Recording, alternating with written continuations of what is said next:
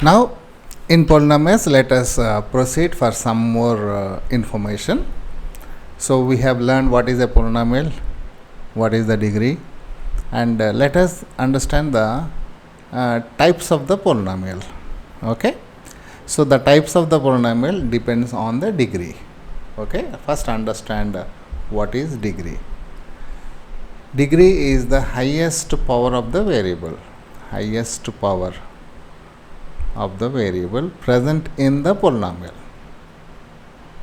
Okay, so this is the degree. In the general form, n is the degree. General form, n is the degree. I'll write just an example. 7x to the power of 3 plus 4x square plus 10. This is a polynomial.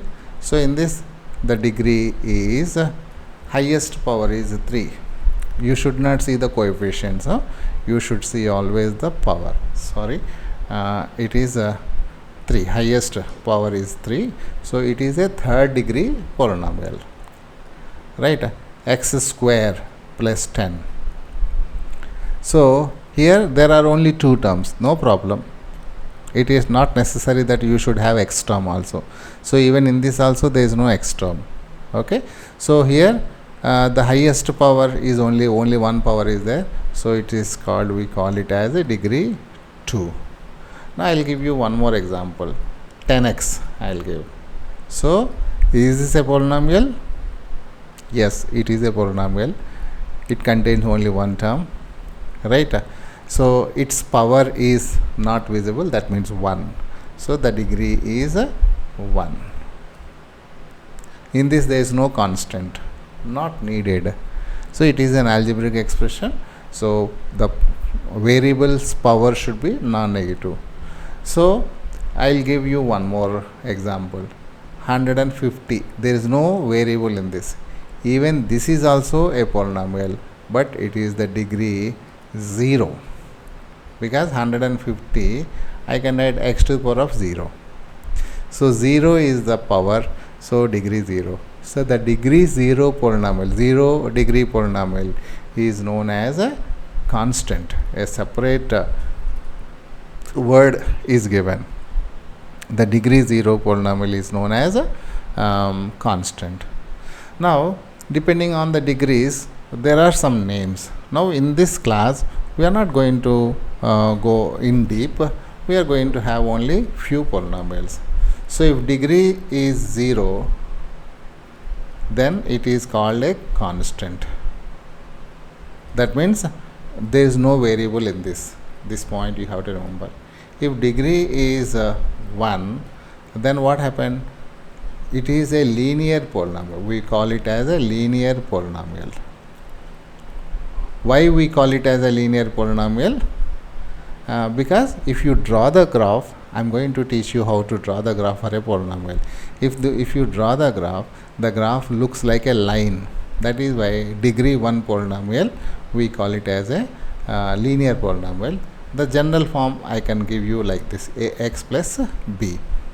A, b are real numbers, x is variable. Okay. So one constant will be there, one term. Linear polynomial contains maximum 2 terms. If degree 0 polynomial contains only 1.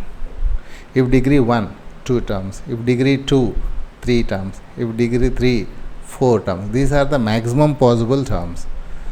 Let us go to the next part. If the degree is 2, then we call it as a quadratic polynomial.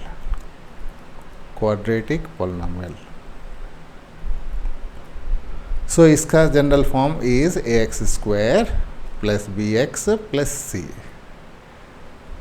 Okay, ABC are the real numbers. So 3 terms are there, 1, 2, 3. So here real numbers means 0 also will come. ABC, one of the ABC can be 0. So that is why here condition a is not equal to 0. If a is equal to 0, then it will not be degree 2. Ax square term will become 0. So here a is not equal to 0. B can be 0. In the linear polynomial, a should not be 0, that is the constant. The coefficient of the variable should not be 0. If it is 0, the entire thing will become 0. So condition should be like this. So degree 2 polynomial, the x square coefficient should not be 0. Okay, suppose if degree 3 is there, degree 3, then we call it as a cubic polynomial. Cubic polynomial. So let me write the standard form: ax cube plus bx square plus cx plus d. So what are ABCD? ABCD are the real numbers. So here a is not equal to 0. That means x cube term coefficient, x cube coefficient should not be 0. B can be 0, C can be 0, D can be 0. But a should not be equal to 0 in cubic polynomial. Okay, so then one more, if degree is 4,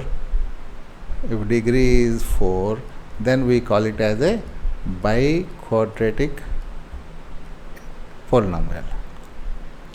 Biquadratic polynomial. Okay, I am not going to write the general form. You can only write the general form: a x to the power of 4 plus b x to the power of 3 plus c x to the power of 2 plus c. Like that it will come, where x to the power of 4 should not have the 0 coefficient. That means a is not equal to 0.